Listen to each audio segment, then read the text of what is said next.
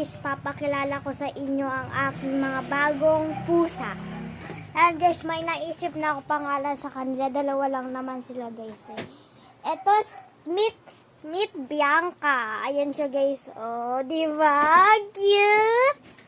Ito naman si Nika. Ito yung mas matanda sa kanila guys. Ang kulit niya no? Ang kulit niya.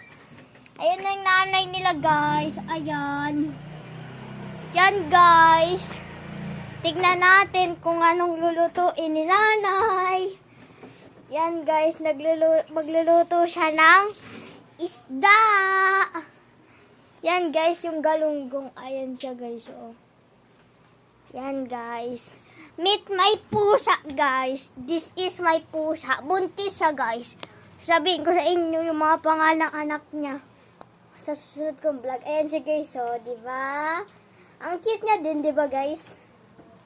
Yan guys, tara. Yan guys, oh, di ba nasabi ko kanina dalawa lang sila? Dalawa lang talaga sila guys. Ito sila guys, so kukunin ko. Wait lang ah.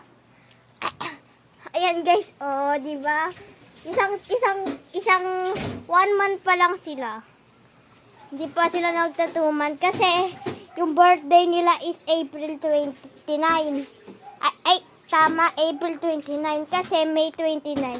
Kaya, isang 1 month na siya. Yan guys, nag-uutos si nanay, kunin daw natin yung kawa para makapagluto na siya. Nayo. Yan guys, nagugutom ako. Kakain muna tayo ng tinapay.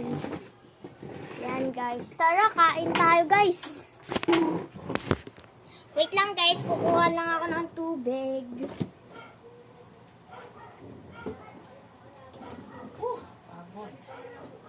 Yan guys, nakakuha na ako ng tubig. Kakain na ako ng tinapay. Binili to kagahapon nila nanay. Ayan guys. Oh. Yan guys. So, kung gusto nyo bumili guys sa may Musod. Dun guys, hanapin nyo lang siya. Yan guys, kain na tayo.